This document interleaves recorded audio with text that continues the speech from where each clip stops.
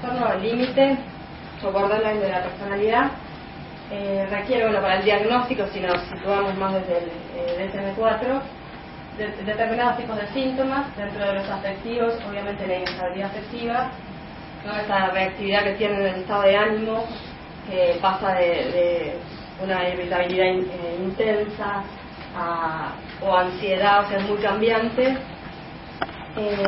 La ira, que es muy frecuente, que es inapropiada ante pequeñas situaciones, hay una intensidad enorme en las respuestas, ¿no? De enfado, peleas físicas, incluso de alta intensidad, ¿no? Otro que es muy típico de escuchar de estos pacientes es la sensación de vacío, ¿no? Y utilidad.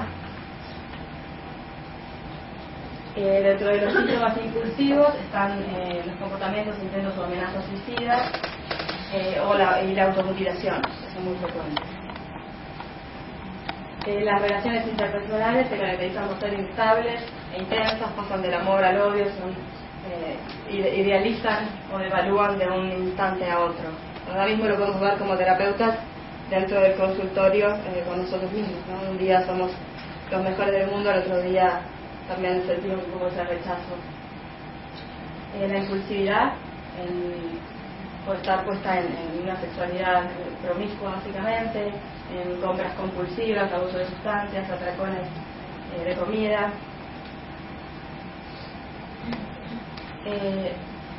Un punto medular en este trastorno es el tema del abandono, ¿no? Las personas sienten un peligro a ser abandonados, que no importa si en la situación actual es real o no, o sea, tienen medidas desesperadas para no quedarse solos, y esta es una constante que se ve básicamente en todos los pacientes borderline. Después lo voy a explicar un poco solamente en terapia de esquemas. Está el esquema de abandono, que es casi un sine qua non, siempre está en estos pacientes. La identidad está alterada, ¿no? El sentido de sí mismo es muy inestable, de saber quiénes son, de conocerse a sí mismos. Es como que hay una falta de integración de la identidad, que después también se va a explicar bastante a través de la terapia de modos, que es lo que apunta a integrar esos distintos modos de funcionar desintegrados del paciente.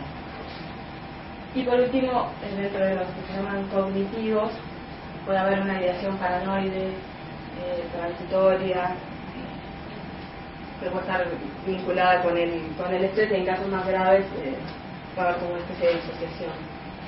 Bueno, esto básicamente es un repasito porque casi todos lo tenemos presentes. Un poco, el porqué de enfocarnos en estudiar estos trastornos, y es por un poco la cantidad de pacientes que llegan a nuestros consultorios día a día con mayor o menor intensidad, pero con un montón de síntomas que nos hacen pensar en esta patología.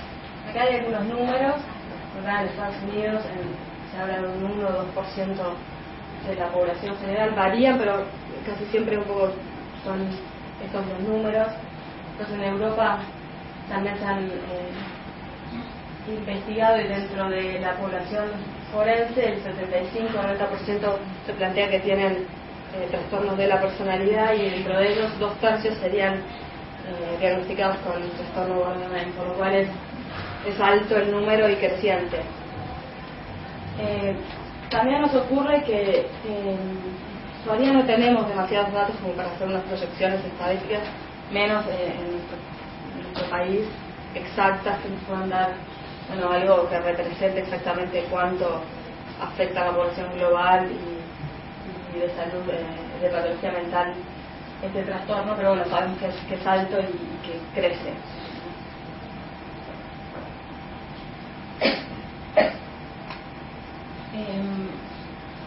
Algunas de las dificultades generales que existen en el tratamiento de nuestros pacientes: bueno, el predominio de conductas de riesgo, ¿no? Desde la impulsividad hasta la autoagresión, intentos de autoeliminación, la baja efectividad de los abordajes psicoterapéuticos y psiquiátricos.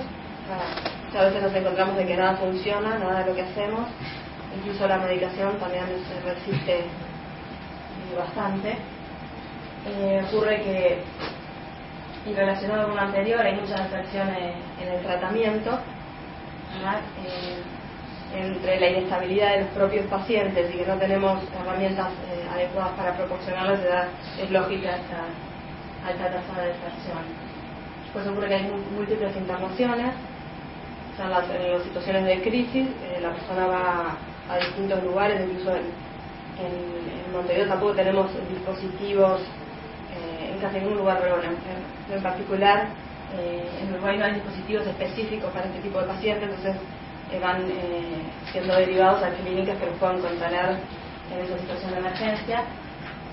Después hay una tendencia a las recaídas posteriores a las internaciones, que también es en una proporción muy elevada, lo que vuelven a caer en internación. Los tratamientos tienen un elevado costo porque como nada funciona van pasando de un tratamiento a otro. Las internaciones también tienen su costo, ya sea para la salud pública como para los privados. Y por último, algo que no es menor, que también genera un desgaste en los profesionales. Es frecuente decir que no sabemos qué hacer con ellos o que los queremos derivar porque realmente genera entre la impulsividad, las conductas de riesgo, mucha preocupación, constante contacto con el paciente fuera de las sesiones, entonces también nos genera un desgaste y no estamos tan preparados para manejarlo muchas veces. Tal vez los psiquiatras un poco más que nosotros los psicólogos. Y también para cuando hay un núcleo familiar que contiene, también genera un desgaste en el núcleo familiar, lo cual empeora la situación global.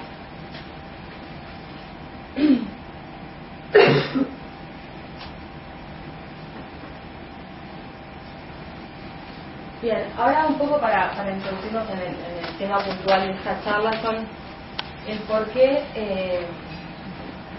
la terapia cognitivo-conductual tradicional no alcanza. Existen ciertas dificultades para estos pacientes a la hora de poder asumir una terapia de corte cognitivo-conductual. En primer lugar, estos pacientes les cuesta mucho identificar sus propias emociones y cogniciones, por lo cual no podemos, por ejemplo, trabajar con la reestructuración cognitiva. No tiene mucho, si bien podemos hacerlo, la persona plantea algo así como que entiendo lo que me decís, pero aún así no puedo cambiar, ¿no? También hay una dificultad en articular los problemas de forma concreta o centrada. O sea, en la terapia tradicional nos planteamos objetivos concretos, y acá la persona no sabe qué le pasa, no sabe describir sus sentimientos. Tenemos como demasiados ítems a solucionar y no son concretos, son como muy amplios, ¿no? Como dice ahí, un poco inespecíficos y generalizados, que afectan distintas áreas de su vida. Una de las preguntas típicas, si seguimos el esquema tradicional, es bueno, ¿por dónde empiezo? Porque tenemos múltiples diagnósticos, comorbilidad con básicamente todo, a veces bromeando decimos un DSM-4, porque cliquean, podemos hacer clic en varios de los diagnósticos. Les cuesta mucho asumir las tareas fuera de sesión, ¿sí? Establecer una relación terapéutica favorable. Cuando llega el paciente en general ya atravesó por una serie de otras terapias en las cuales o tuvo algún problema puntual con el terapeuta o no funcionó, o ocurrió algo que hace que el historial previo sea dificultoso incluso con nosotros. Este es un punto medular que la línea de esquemas va a hacer hincapié, ¿no? Va a dedicar una gran parte del abordaje en establecer el vínculo terapéutico. ¿Qué ocurre para la modificación de conductas, pensamientos y emociones disfuncionales? Debido a que estos están incorporados en la propia identidad del paciente, el cambiarlos es un riesgo, implica un riesgo para su identidad y sienten que como una inestabilidad, es un cierto temor al cambio y lo sienten como desestabilizante o peligroso. De hecho, muchas veces cuando empiezan a mejorar sienten que es extraño estar bien, ¿no? O estar con conductas que si bien las reconocen como más saludables, pero sienten como extrañeza.